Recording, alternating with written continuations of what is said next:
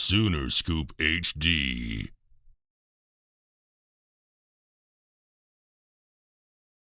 You're tired of being asked about it. We're tired of asking about it.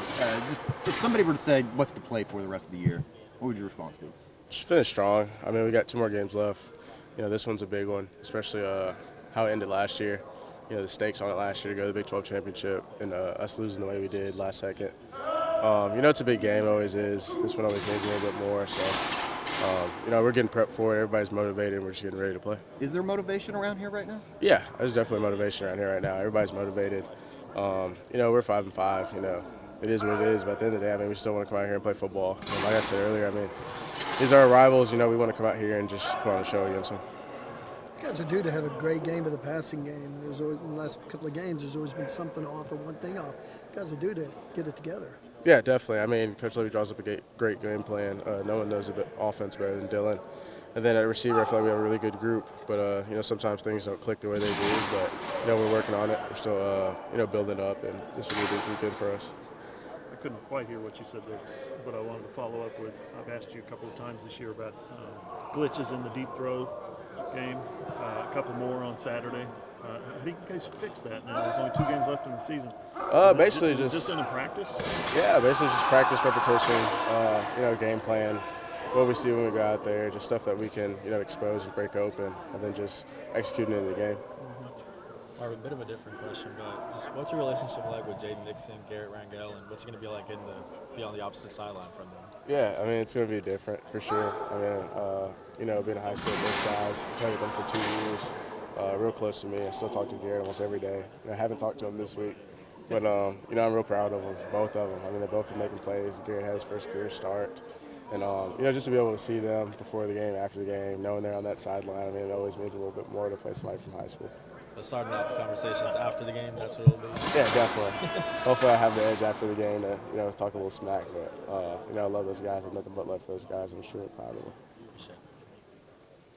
You mentioned, I guess what you mentioned was the fact that you guys have been trying for that deep shot for quite a while. Repeatedly, there's just been something a little bit off. But on the other hand, you got a guy in Eric Gray that's dominating out of the backfield. So does that kind of ease the burden of trying to make that play happen, just knowing that you got a guy that's going to continue to pound the rock and that eventually that shot's going to hit? Yeah, definitely. I mean, you talk about shot hidden. I mean, some of Eric Gray's runs are like just like a deep ball. They expose the defense. He breaks it open. He's running for a while. We're blocking up on the perimeter. But that definitely helps and opens the pass game too, with a good play action. Just run back like him. I mean, I love being out there with him, love blocking for him. And he's one heck of a player, not only just run the ball, but also catching the ball, making plays out of that. So, extremely happy to have him on our team. And just he's going to open up the pass game for us for sure. Too soon to ask if this is potentially your last home game? Yeah, it's too soon. I haven't really thought much about it, especially the way the season's been going. I just want to finish it out strong, and then I'll come to a decision maybe before the bowl game. And, yeah. Marvin, just what are some of your favorite memories of Bedlam and your few years being here? Yeah, definitely.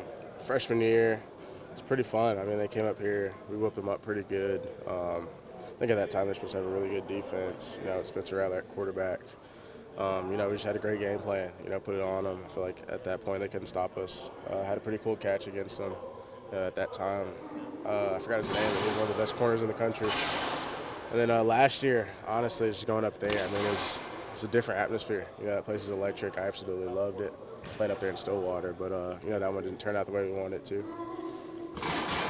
Just knowing that this could be one of the last few Bedlams, I mean, does this have any more significance to you guys? Yeah, I think it does, especially that I have an opportunity to play in one of the last few Bedlams. That means a little bit more to me. I didn't grow up like an Oklahoma fan or Oklahoma State fan, but I know what this rivalry means to people around here. So, just to be able to play in this game, have my name in the history books, I mean, it means a lot to me. Mm-hmm.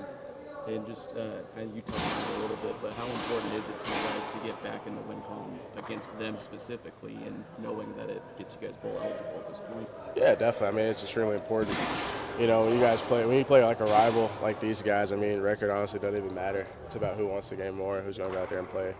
Especially with the familiarity between these two schools, fan bases, students, all that stuff. I mean, this one means a lot more.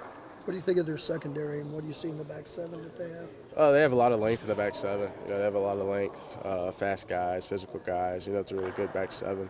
So I'm excited to go against them. I'm excited to challenge them, for them to challenge me, and just go out there and get the opportunity to make plays.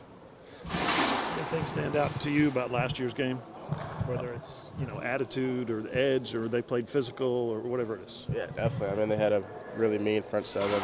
Great defensive coordinator back then. All-out blitz. It was hard to stop. We knew we'd get it from time to time.